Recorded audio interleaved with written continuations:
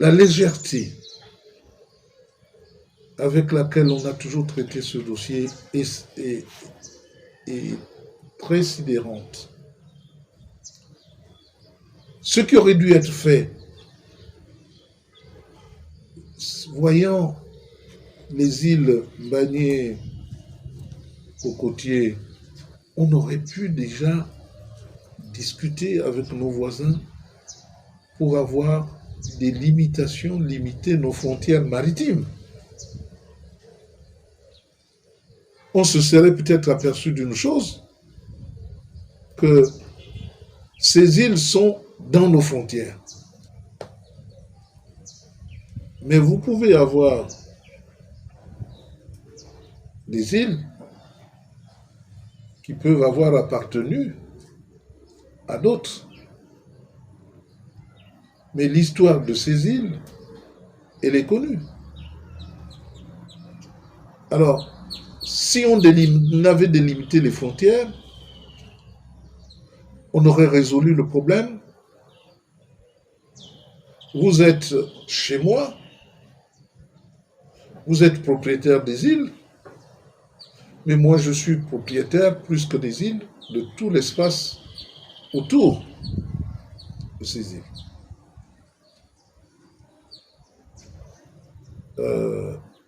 Si vous voulez exploiter les richesses contenues sous ces îles, moi j'exploite les richesses autour de ces îles parce que c'est mon territoire, c'est ma propriété également. Donc, pour venir exploiter chez moi, vous êtes obligé de traverser les limites. Donc, en bonne intelligence, nous allons exploiter ces richesses pour l'intérêt bien compris de nos populations. Mais comme il y a toujours des dessous, et qu'on nous dise qu'il y a eu des conventions, et que nous, de notre côté, on a perdu les documents. Mais si nous avons perdu les documents comme on était à deux, mais de l'autre côté, est-ce qu'ils ont aussi perdu les documents? On vient nous raconter une histoire rocambolesque de Mongomo et des Bébéines. Et on est surpris de voir que les Gabonais s'étonnent que Mongomo et Bébéine soient recensés comme par la CIG comme étant territoire gabonais.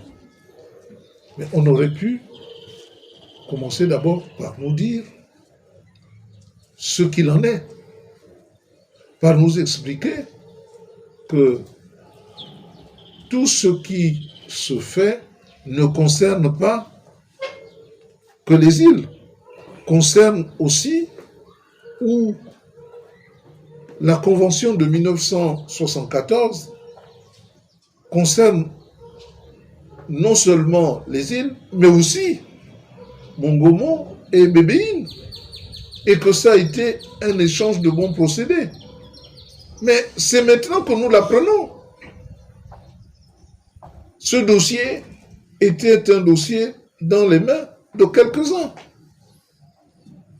Alors comment voulez-vous que nous puissions d'abord prendre fait et cause pour ce que nous appelons comme de la distraction, et le signe que, même s'il faut être solidaire, qu'on n'a pas été à la hauteur.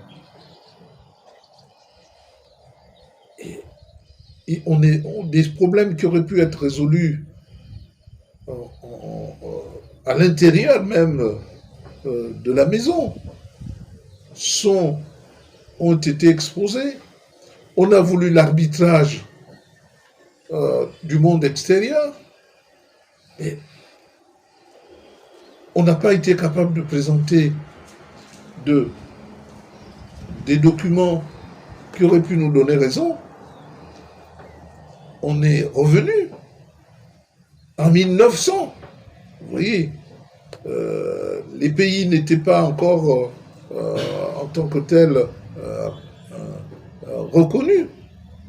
C'était des colonies. Et que sur la base des arrangements coloniaux, nous sommes obligés de subir ce que des nations indépendantes n'ont plus à subir, mais qui doivent avoir l'intelligence de se mettre ensemble, de se fixer des objectifs donc, qui sont l'intérêt de leur peuple, et parce qu'ils seront ensemble, pourront mieux résister face aux prédateurs pour que, in fine, les exploitations de nos richesses se fassent de manière à donner satisfaction à nos populations. Parce qu'il faut savoir que aujourd'hui, ces îles, du fait des dissensions, sont restées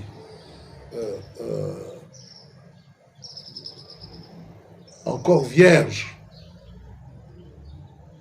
Donc le sous-sol n'a pas été appauvri par une quelconque exploitation. Parce que quand vous exploitez le pétrole, quand vous exploitez le manganèse, quand vous exploitez l'uranium, vous appauvrissez votre sol et votre sous-sol.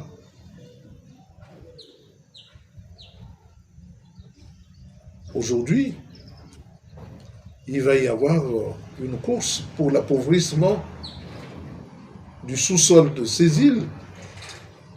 Et quand vous sortez une goutte de pétrole, vous vous appauvrissez, surtout si vous n'investissez pas pour que les générations futures trouvent non plus le pétrole dans le sous-sol, mais trouvent le pétrole au niveau des investissements qui vont, elles, à leur tour, générer des fonds pour la survie des générations futures.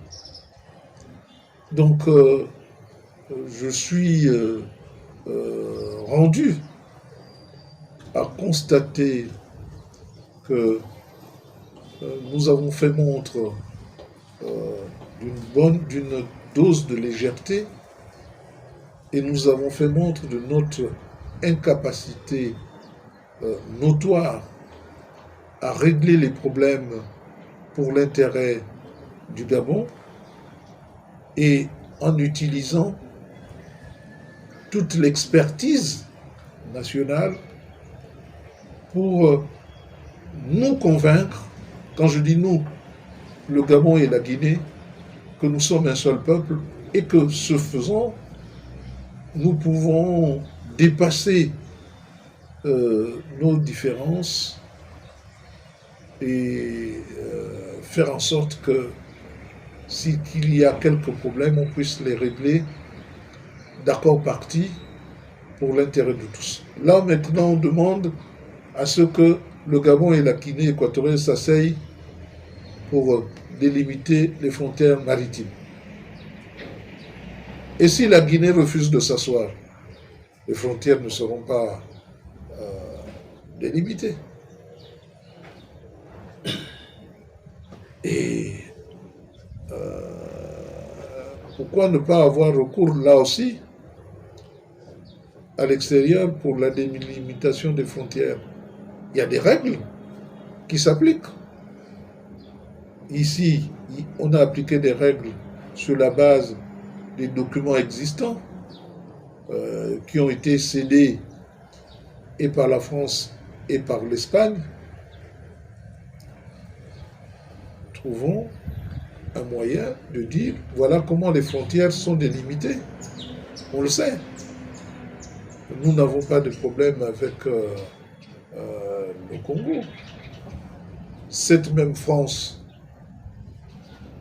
qui, voyant que le Congo n'avait pas de débouché sur la mer, a pris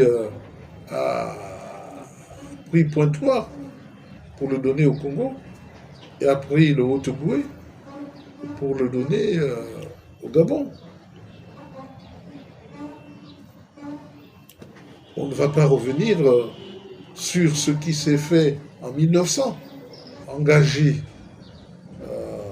les discussions et on sème tout simplement, on récolte tout simplement ce qu'on a semé et il faut que les dirigeants comprennent que parfois il faut élargir, il faut s'entourer de tous les conseils parce que parce que vous êtes à la tête des États, gérer le pays comme votre bien. Quand il y a des problèmes, on s'aperçoit que ces problèmes concernent tout le monde et nous sommes désolés de voir que le Gabon ait perdu ses îles, ne soit pas propriétaire de ces îles alors que pendant longtemps nous étions assis sur cette assertion que ces îles nous appartenaient bel et bien à proximité de nos côtes et à l'intérieur de ce que nous pensions être notre espace maritime.